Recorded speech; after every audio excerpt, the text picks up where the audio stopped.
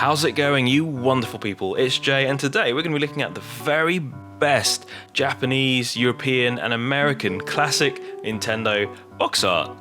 Let's go.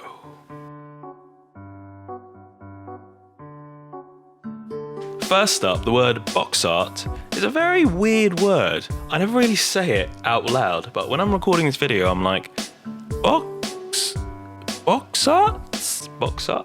Try it yourself. Try say the word box art out loud. It sounds very weird. Anyway, today we are looking at the very best classic Nintendo artwork and comparing the Japanese, European and American artwork. So today we're going to take a look at some classic games from F-Zero to Zelda and review box art. As weird as that sounds. Let's go.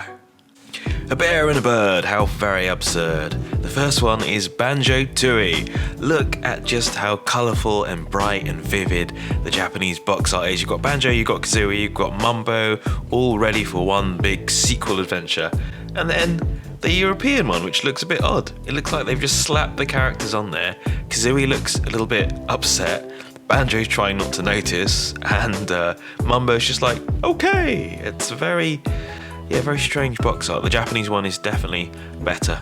Next up, we've got Animal Crossing, where it all began on the GameCube, one of the best franchises ever.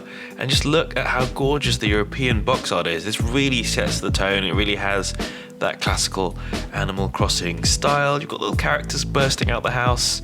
It's such a beautiful image. And then look at the Japanese box art. It's a bit peculiar, actually. You've got KK Slider, and you've got a little villager and a frog dude.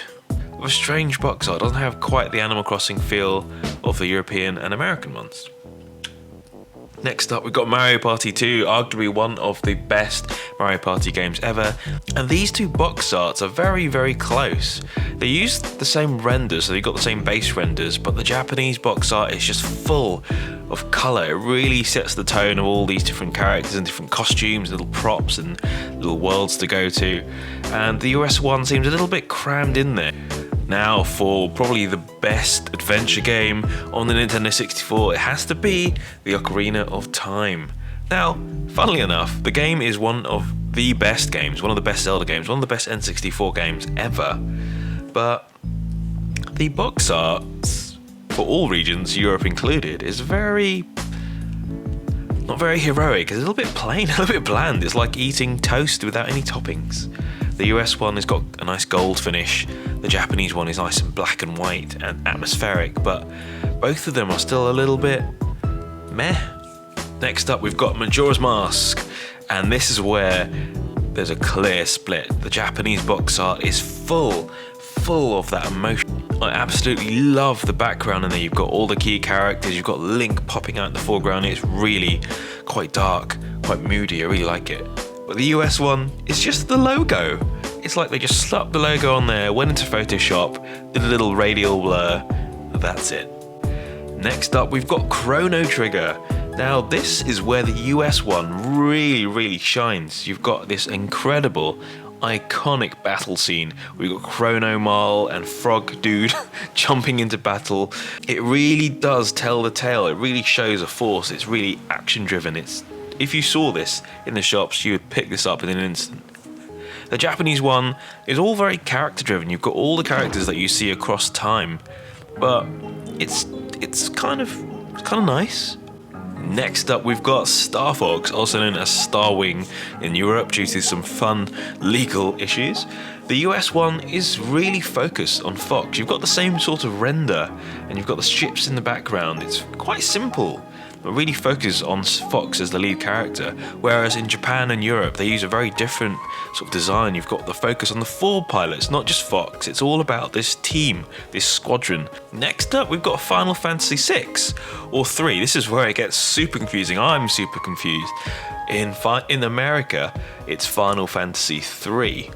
But in Japan, it's Final Fantasy 6. This is where it all gets super confusing. But when you look at this, look how incredible the Final Fantasy 6 box art is. It is full of that classic Final Fantasy artwork and style, that really gritty sort of raw style. It is one of the best box arts ever.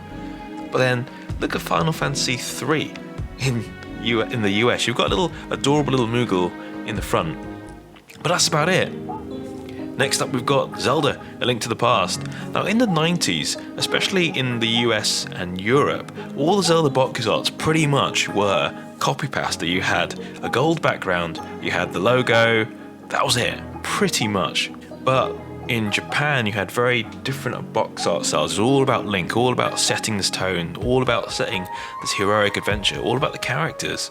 And this is where the Japan version is. It's just much better. You've got the iconic Master Sword in the background, you've got Link in the foreground, it's nice and heroic. And here we go, Super Metroid.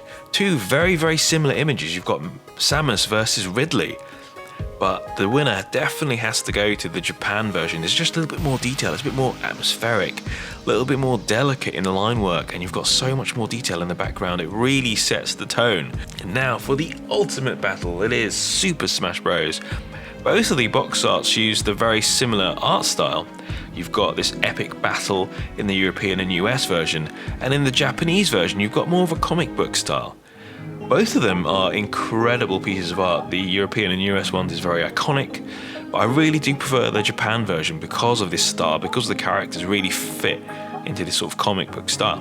Both are very good, but my winner is definitely the Japan version.